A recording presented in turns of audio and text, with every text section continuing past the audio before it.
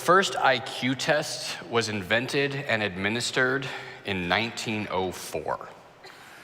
And the hope, the thinking behind it, was that they would be able to use it to predict someone's potential.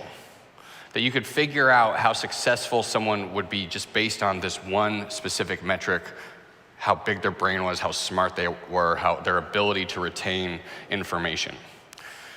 And in the 100+ years since then, we've actually proven in a variety of ways that's completely false. There's no correlation between someone's IQ, between their ability to memorize and regurgitate facts on some sort of a testing environment, and them having a meaningful, productive, fulfilling life. We've seen over and over again that the students that test highest on IQ, ace the SATs, they don't have any more successful of lives than anyone else. They don't earn more money than anyone else. They sure don't have more fulfilling relationships than anyone else. And yet, as our schools try to form up young people, try to raise people to have the good life that we would all want our kids and the next generation to have, we're still stuck in this model that says, test their ability to regurgitate information, test their academic learning, test what they've memorized over and over and over again. That's all we do. And as a result, we're not setting up students for success in the real world. As our own early childhood coordinator, Rachel Bausch, says, modern American schooling, 20th century American schooling, was really designed to create good little factory workers. But our schools are stuck. They don't know what else to do than to just keep testing, reading, writing, arithmetic over and over and over again and see how we're doing. Except that some educators are saying, no, we actually have enough information now to know what things really do matter. What skills are essential to equipping and raising and growing our young people to be the kind of people we want them to be, to live the kind of lives that will bring them joy and success and good relationships. In fact, Thomas Hoare, who's a respected educator, lifelong educator, he wrote a book called The Formative Five. He says, we actually know what the skills are that lead to the good life. It's not IQ, it's not test taking, it's empathy, self-control, integrity, embracing of diversity, and grit. Those things correlate to real life success and fulfillment. And so I'm really proud our school is shifting away from a model that cranks out factory workers and is shifting towards a model that creates entrepreneurs, healthy people who can have relationships in a variety of circumstances, who can succeed and accomplish things no matter what career or opportunities they might have in front of them. And so today, in fact, this whole series is going to be looking at those 5 essential success skills, because these aren't just important for our students to learn. We know across the board that they are important for us to have the kind of lives we want to have for ourselves. And if you're looking at a different way to be for 2020, since it's the new year and a new time, you could do worse than to look at these 5 things that we're going to talk about. And so today, let's start with the first one. The first one is empathy. And empathy, at its most basic, is this ability to see the world through someone else's eyes. That's it. That's what it is. Our ability to understand how other people might be feeling in their own life, in their own circumstances and situation. And this isn't just an important skill for educators or for students to be learning. Over and over again, we see that this is a fundamental, life-changing skill for anyone to have at every walk of life. And I'll tell you, I'm a book reader. I've read a lot of books over the last few years. Here's just a sampling of some of the books that I've been reading. These are books on how to be a better leader, how to be a better spouse, how to be a better parent, how to be a better friend, how to live a life of fulfillment and joy, how to be effective and efficient. And there is not a one of them that does not list empathy as one of the most essential skills, if not the most important. 7 Habits of Highly Effective People calls out one of them. Habit 5 is seek first to understand others. Or researchers Dan Goleman and Daniel Siegel, they actually list empathy as the most essential life skill for us to be fulfilled and to make an impact in the world. Over and over again, doesn't matter what field, anything that from finance, these things that you don't think maybe would require empathy, computer programming, even those fields, all the way to everything that's relational, parenting, being a spouse, being a good boss, being a good worker, they all come down to our ability to have empathy, to see the world through the eyes of others. And that's not just a theoretical ivory tower, the experts, are big on this. Like, we're seeing it even in the real world too. Even as millennials have been entering the workplace for the last few years, and they've actually expected that their bosses would care about them and would want them to matter, and millennials want to feel like they matter both to their boss and to their workplace. And I think older generations have kind of scoffed at that a little bit and said, oh, in my day, boss didn't even know my name. I just showed up and did the job, and that's what you do. But I think the millennials are onto something. That I think they've recognized maybe more than some other generations that this is truly an essential thing to have and to have other people have for you. And this isn't just a modern millennial innovation. In fact, this idea of empathy goes back at least 2,000 years. In fact, one of the early Christian letters, one of the first letters that was written down from one Christian to another church is in Romans. And I want to just do a selection from Romans chapter 12. Just pull out a few verses and see if you notice the common theme. So this is Paul writing to the church at Rome, and he says, love must be sincere. Hate what is evil, cling to what is good. Be devoted to one another in love. Honor one another above yourselves. Share with the Lord's people who are in need. Practice hospitality. Rejoice with those who rejoice, and mourn with those who mourn. Live in harmony with one another. Do not be proud, but be willing to associate with people of low position. Do not be conceited. Just those few short verses, that's a pretty good description of empathy, isn't it? So this isn't just a modern thing that experts are saying we need. This isn't just something that the workplace is figuring out we need. This is something that goes back that the Bible says is so important to living a life that we've been called to live, living up to our potential, living up to the calling of God, is to have empathy, to rejoice with those who rejoice, mourn with those who mourn, see the world through the eyes of others around us. And yet, all of these experts, including Thomas Hoare and others, will also then immediately point out that we do not have a lot of empathy in our society today. This is not a skill that a lot of people have. In fact, one American president said, far more urgent in this country than our budget deficit is that we are suffering from an empathy deficit in this country. So what's going on? If this is so important, if everyone agrees that it's important, if it's in the Bible and we've been reading about it for 2,000 years, why do we struggle with empathy? Why is there not much empathy to go around?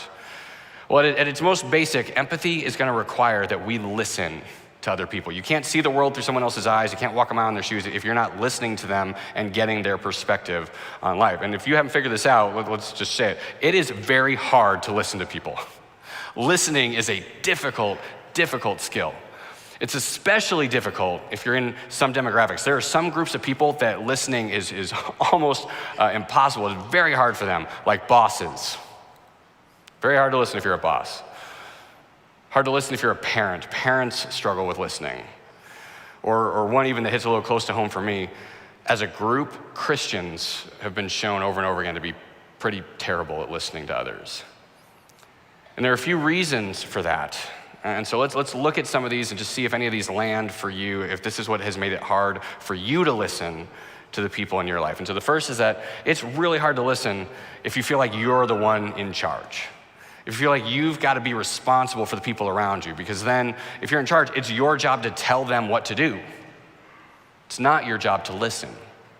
And so this is why bosses and parents and even teachers have struggled so much with empathy. Because if you're a teacher, it sounds backwards to say that you should be listening to your students. They should be listening and learning from you. And so if you think that you're in charge, if you think that you're responsible, that you have to impart things to others, it's really, really difficult to listen. Or maybe this is related, but a little bit different, or it's hard to listen if you feel like you're the one who needs to be morally responsible in a particular situation. If you have some sort of judgment or righteousness or thing to say or communicate to someone else. I'll give you an example. I did youth work for a long time, and it was really easy for me in the scope of my job when students would come up to me and they'd confess problems and they'd share struggles and they'd talk about maybe addictions or maybe a desire to drop out of school. And it was really easy because it was my job just to be like, oh, let me listen to that. Oh, that's gotta be so hard. I'm so sorry you're struggling with that. But then I think about how different that is if the high school student is my own kid. Someone that I'm now morally responsible for. My kid comes to me and says, oh, I've got an addiction problem, or I don't want to be in school anymore, right? And am I in listening mode?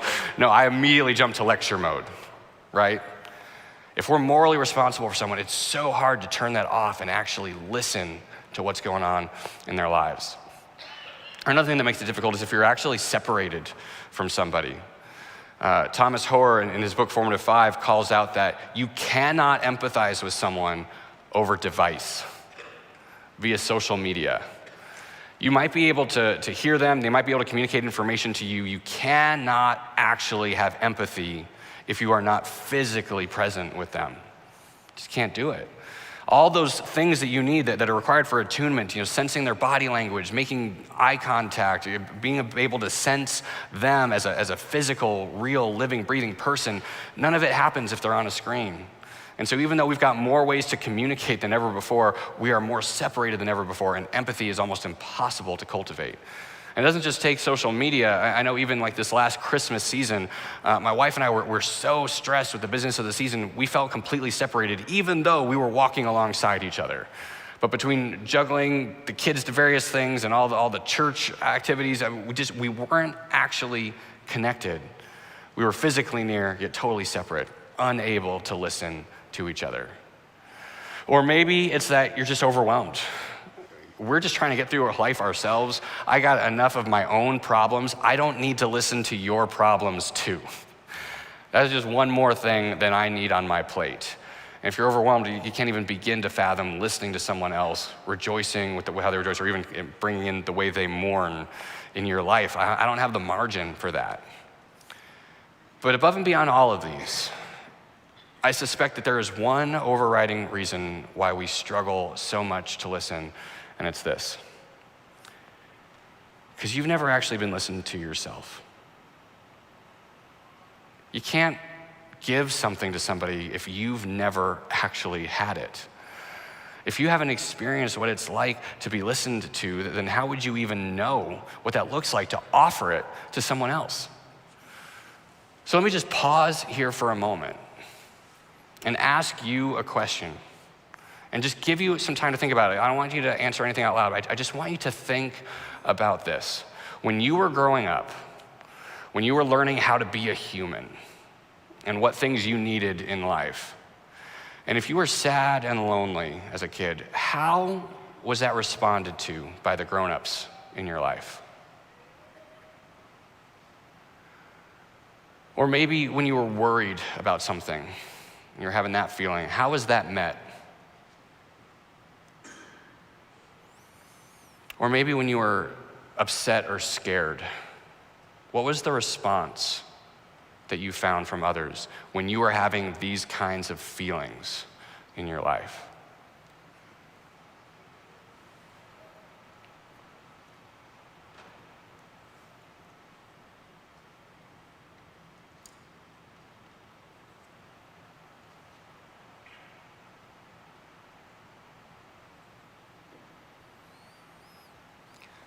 Now, if your upbringing was anything similar to mine, my response that I had to these things was that I needed to just stop feeling those things, right? I'd get upset or angry, I'd start to throw a temper tantrum, and what was the response? Just go to your room. You can't be angry growing up. Or the real dangerous one is when I'd fall or trip or hurt myself, right? And what is the thing that every parent says to their kid when they're crying and they're little? It's like, oh, you're not hurt. Stop crying. Big boys don't cry. And what I learned over and over again was that the feelings I had inside were at best, they were unimportant to the people around me. And at worst, they were disruptive to the lives of others. I learned to clamp down, to squelch any feeling that was at all uncomfortable for anyone else to experience. I learned that if I was sad, I just needed to zip my lip and just get on with it. If I was upset, I needed to go to timeout and just calm myself down.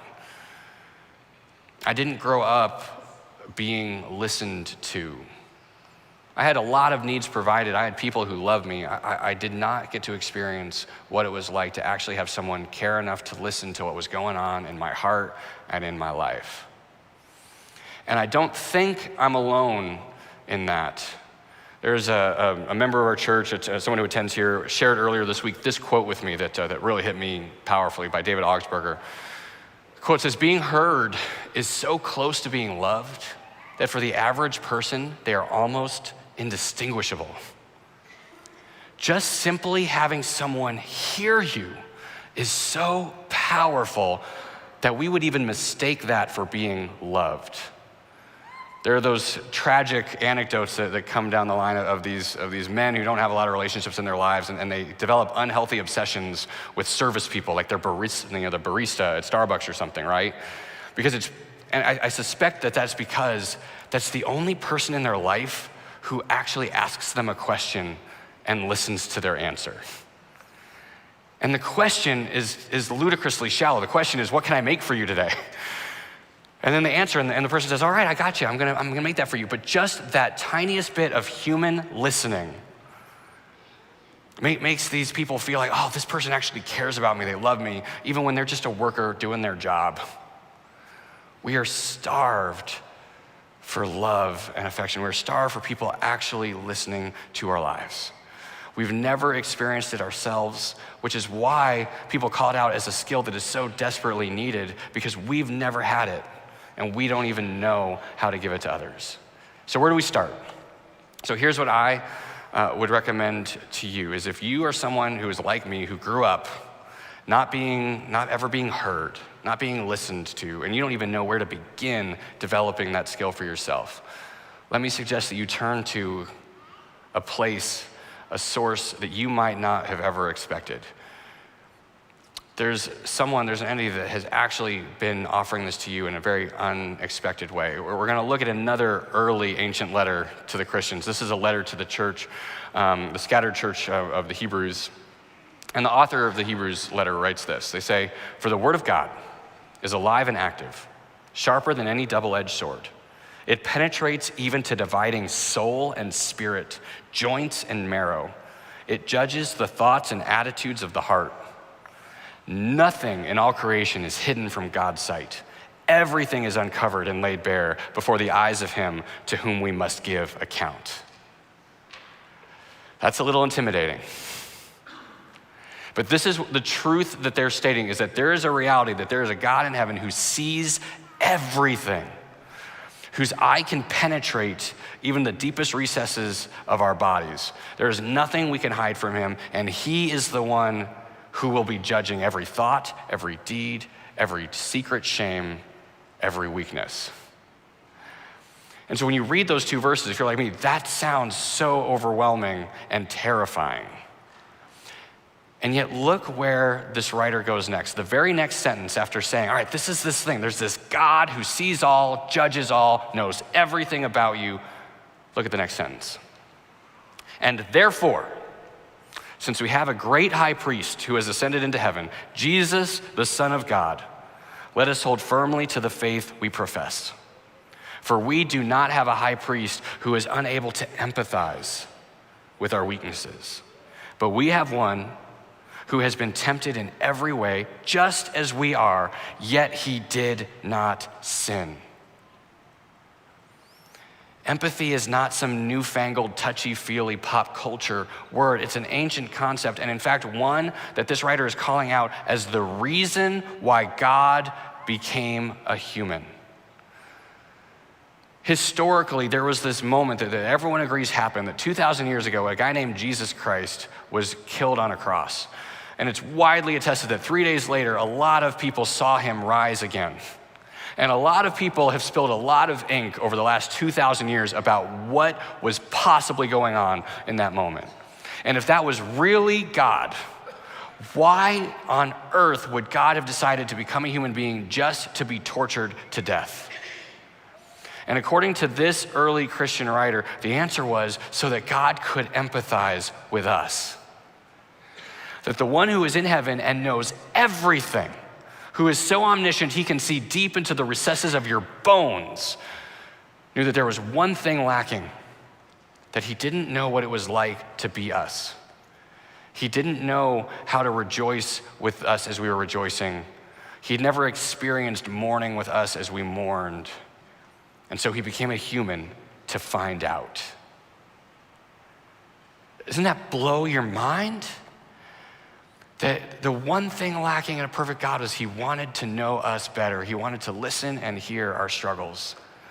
And as Jesus was walking the earth, he heard over and over again the cries and the hurtings and the doubts and the sufferings of humanity. And he welcomed it all. And then the Hebrews writer goes on to say that we're not done. And so now, with all of that being true, let us now then approach God's throne of grace with confidence so that we may receive mercy and find grace to help us in our time of need. This act of God has changed everything about our state of being. In these 5 short verses, he's undone every problem that hinders us from being the kinds of listeners that we would need to be to have this empathy that all these people talk about. All right, let's look back at that list again of why it's so hard to listen. All right, and so here's the first one. Maybe you've never been listened to by other human beings. In fact, probably you haven't. And yet God himself has listened to you deeply. He sees and hears you now. He knows every struggle, every worry, every concern that you might have. And far from judging you or criticizing you or lecturing you for it, he offers you his empathy instead. And he says to us, even from heaven now, he says to us, I've been there, I've felt it, I've cried too, I've hurt myself. You have been listened to by the most important being in the entire universe. And then from there, if that's true, this is what the Hebrews writer says, then we no longer have to be overwhelmed. One thing I've learned in my life is that being overwhelmed is not actually an objective state of being, it's a state of mind. We decide through our own perspective whether we are overwhelmed or not. And there are people, Christians, they're persecuted and in prisons all around the world who feel like they are doing everything God has for them. They have sufficient things in life. They are on a good track and they rejoice even in the midst of persecution. And there are also people who live in mansions with 4 cars who feel like they don't quite have enough to get through life. It's not an objective reality, it's how you view your life. And what the Hebrews writer says is, if God himself has empathized with you, has conquered death in your name, then we can shift our perspective. We no longer have to be overwhelmed, but we can confidently approach even the throne of God. And if we can do that, what can this world do to us? What can keep us from the good life, the people we were meant to be, if the throne room of God has already been made available to us through God's grace and mercy? And then from there, we no longer have to feel separated and disconnected because God, who was separate from us in heaven, came down to earth to connect with you. And if you've been connected with the divine, you can connect with anybody. You can let that very loving, gracious connection spill out and be a source of power and connection for you and all of the people around you. And finally, ultimately, if all of those things are true, then we can let go of these burdens of needing to be in charge and morally responsible of others. If God in heaven sees everything down to everyone's deepest joint and marrow, then he's in charge. Then he's the one that's morally responsible for people. He's the only one that anyone has to give an account to, not you, not me. Which means I can let that burden go. I no longer have to judge the people in my life, my friends, my family, my coworkers. I can just simply listen to them and trust that God's the one in charge, not me. God's the one that's ultimately the one that they have to give an account to, not me. I can just listen. All right, so this is then completely changed for us if we are able to receive and be made aware of the fact that God has in fact been listening to us, taking away all of these burdens for us our entire lives. And if that's enough for you, that this is where you are and where God's meeting you today, then just live with this for a little bit. Have some sympathy and some compassion for yourself, and let this power and grace of God wash over you. But if this empowers and encourages you to actually work on developing some listening or some empathy yourself, then this can actually be a driving force to change our entire filter for how we interact with others. We can actually start listening to them in powerful ways. Now, there could be a whole course on that, but I've only got about 10 minutes left, and I can't unpack all of what it would look like to listen. Covey and other people talk about it. You can read them. So let me just give you one very simple phrase that I picked up from a psychologist, Christian counselor named Larry Crabb. That he says, here's the rubric, here's the filter that we need to have if we want to be better listeners, to actually develop and grow in empathy and transformative power for the people around us. And the phrase he uses is this: can we be respectfully curious? That's it. Respectfully curious about the people in our lives. If we can let go of burdens of judgment, of needing to fix, of our own overwhelmedness or disconnection, if we are looking to make a difference, can we be respectfully curious of the people around us? And just to break that down a little bit, I think the one part of this is that we need to be curious about others. And what's cool about that is that we are actually hardwired for curiosity. It's pretty cool.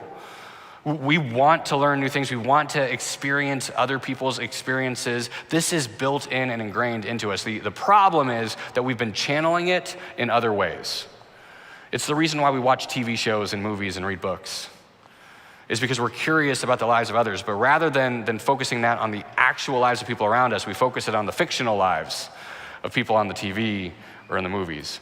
Or we read histories because we want to be curious about the lives of people who have gone before us, again, which is fine, as long as it's not distracting us from the people that are still alive living around us today. We're already curious. Just aim it at the people around you. And what I think you'll find is that when you actually start getting to know the people that are in your life, you're gonna find out that they have as much drama and adventure and interesting things going on as any fictional story you might read. We just never find out about it.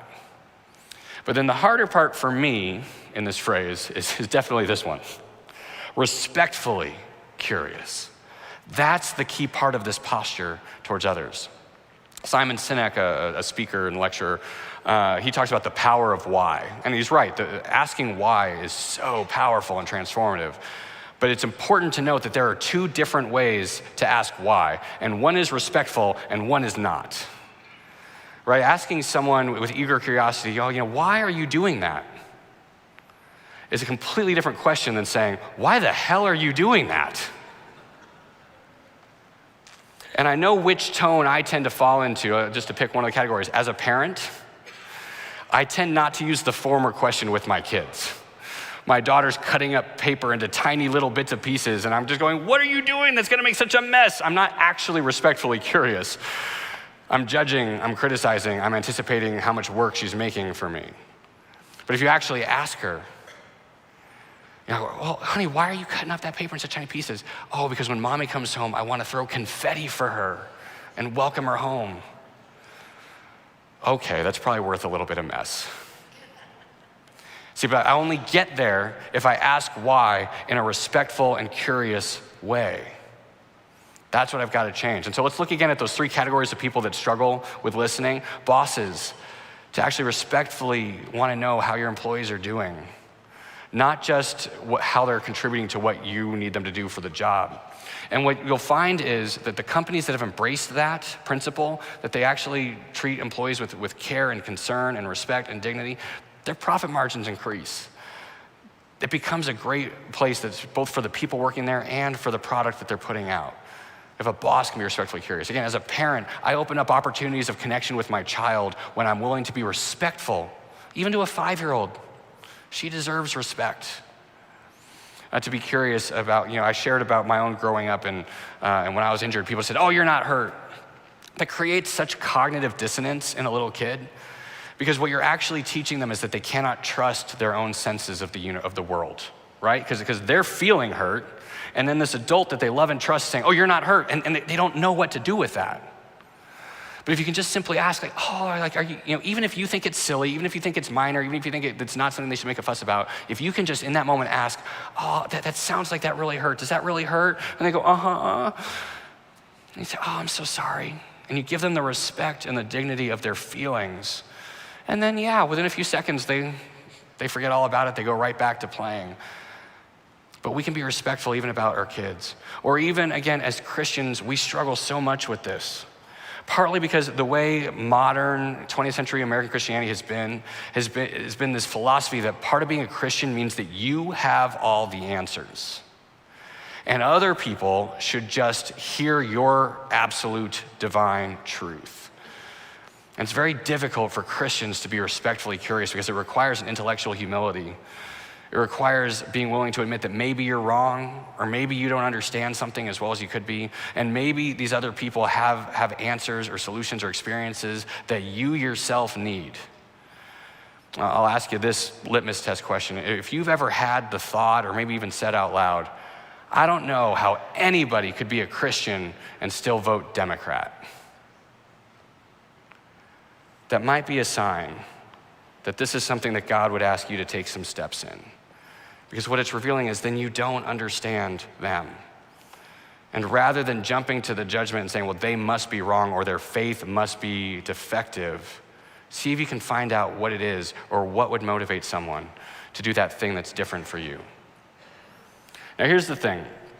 Lectures are fine. I can come up here and stand up here and talk to you about empathy all day long. And maybe you'll hear it, maybe you won't. But case studies are actually the most powerful teaching tool that we have available to us, right? I can lecture my kids and say, don't lie. And I'm like, okay, Dad, don't lie, got it. Or I can tell my kids the case study of this boy who cried wolf. And then suddenly they go, he lied and he got dismembered by wolves? Mm-hmm. And which one's more effective, right? So I want to close out today by giving you two case studies. Two case studies of how empathy can change everything. And the first one is even more ancient than Romans chapter 12. It goes back a couple thousand years before that to God's people, the Israelites, when they were in a season of conflict with a neighboring kingdom called Aram. And we're actually going to be spending a lot of time on this case study over the next 5 weeks, so I'm only going to give you the very beginning of it today. If you want to hear how it continues, you're going to have to come back next week. But let's just even look at the beginning of the story. It's going to be filled with all sorts of characters, all sorts of fascinating developments and interactions, but let's just look at where it starts. 2 Kings chapter 5. The king of Aram, so again, this is a foreign nation, had great admiration for a man named Naaman, the commander of his army, because through him the Lord had given Aram great victories, including over Israel itself. But though Naaman was a mighty warrior, he suffered from leprosy. And at this time, Aramean raiders had invaded the land of Israel, and among their captives was a young girl who had been given to Naaman's wife as a maid. And one day the girl said to her mistress, I wish my master would go to see the prophet in Samaria. He would heal him of his leprosy. And so Naaman told the king what the young girl from Israel had said. Go and visit the prophet, the king of Aram told him. I will send a letter of introduction for you to take to the king of Israel. And so Naaman started out carrying as gifts 750 pounds of silver, 150 pounds of gold, and 10 sets of clothing. We'll find out what happened next week, but just in this moment, think about how odd this story is. That this servant girl, who by all rights could be resentful, frustrated, overwhelmed by her life. She's not in her home country, she's in a foreign country. She's forcibly serving in a household of people that aren't even her people. And she could be bitter and shut off and closed off, and instead she was willing to empathize with her master's situation. And to just think, oh, that's so hard to be suffering with leprosy. I wish he would go check out this prophet from my home country because he would help him. She didn't command, she didn't lecture, but she also didn't withhold her own self and her own feelings. She was willing to empathize with this general. But not only that, on the flip side, look at what that general did. He listened to this woman in his household who he had no need to have any respect for. She was of lower station than him. She was a captive, a servant girl, poor. He's wealthy and esteemed and famous. And yet when this woman suggests that he go somewhere for physical healing, he listens. And I know how bonkers that is because I have a woman in my household who is constantly telling me what I need to do for my physical health, and I do not listen to her. He was willing to be respectfully curious that maybe this servant girl had something worthwhile to say, and that maybe this country, Israel, even though it's considered a backwater country, it's way less successful and powerful than Aram, maybe there was something there too. And that started him on a journey that is going to go all sorts of amazing directions. It's going to transform his life and affect the lives of others as well. But let me give you a modern case study. This is one from my own life. There was this time a few years ago where I was in the publishing industry, and a day came where I was called into my boss's office and informed that I had been laid off. And the hardest part of that moment was the drive home and the whole time thinking, what am I gonna say to my wife? How am I gonna tell her this? What's her reaction going to be? And I got home and I told her the news that I'd been laid off. And her response, her answer was, how are you feeling? Think about how heroic that was for her. I was the only breadwinner in the house. I was the only one working. She was a stay-at-home mom. And in that moment, think of all the things that she would have been perfectly understandable, natural for her to do, right? She could have felt overwhelmed in that moment. Well, how are we gonna live? How are we gonna afford the house? How are we gonna do all these things? If you're not earning, what are we gonna do? She could have been overwhelmed and reactive to that. Or she could have been morally responsible for me. She could have said, I told you that you needed to get together with your boss more, and you need to invite them out to lunch more, and you need to do those things to kind of ingratiate yourself at the company, and you didn't do those things. Or she could have taken charge, felt like she needed to be responsible for me and in control of the situation. She could have jumped right into, all right, we're gonna file for unemployment, we're gonna get you on LinkedIn, we're gonna update your resume, and she could have just gone off on all these things that we need to do. That would have been perfectly right things. Instead, she just stopped and she listened. And she asked how I was doing. And this moment that was a low point in my professional career has ended up being one of the high points in my life. Because it was the moment that my wife forged a bond of connection that we had not had before that. That's been the foundation of everything that's happened since, that I knew this woman was in my corner. And I knew it not because she had the right answers, not because she lectured me, not for all these reasons. I knew it because she was able and willing to listen to me in a moment of stress and hardship. That's the kind of person I want in my corner. That's the kind of person I think we would all want to be for others, right? And so if that's appealing to you, if that sounds like something that you'd like to have more of in your life, both receiving and giving, then I challenge and encourage you to join with this church for the next 5 weeks. And just to start with this, I want to look back again at Romans 12, this one sentence. We're going to be looking at Romans 12 each and every week of the next 5 weeks because this one chapter of this one letter is so powerful and so transformative, and it already describes all of these things that Thomas Hoare discovered in 21st century America. And I invite you to come back and be a part of this Romans 12, but also maybe to commit to memorizing this one chapter of the Bible. It's 21 verses, and we're going to be covering it for 5 weeks, so that's 4 verses a week. I think a lot of us would be able to do that. Or at the very least, just to start with this one verse, Romans 12:15. Rejoice with those who rejoice, mourn with those who mourn. Don't try to fix those who mourn. Don't try to lecture or even necessarily comfort those who mourn. Don't just respond with a convenient Bible verse. Just simply listen. Be respectfully curious to why they're feeling the things they're feeling. Why do you have joy? Why are you sad? Help me to understand just so I can be with you. God has been pouring this out in your life from the moment you were born. And if God himself is offering this kind of empathy to you, then you can offer it to others. And just like Jesus Christ changed the world with it 2,000 years ago, you can change the world with it right here and now in 2020. Would you pray with me? Lord God, I continue to be blown away by your character. That you who knew everything didn't stay separate from us, didn't judge us from afar, but you actually came down to earth to suffer with us, to hear our pain, to experience the human condition so that you could respond to it with compassion and mercy and grace. And Lord, if you who knows all things, if you who are righteous and perfect and good can see down into our deepest parts, inside our bones and our thoughts and our hearts, and still love us, then Lord, help us to have that same mercy and compassion for ourselves. Help us listen and face our own fears and shames so that we can compassionately listen to the fears and shames of those around us. We pray in your holy name. Amen.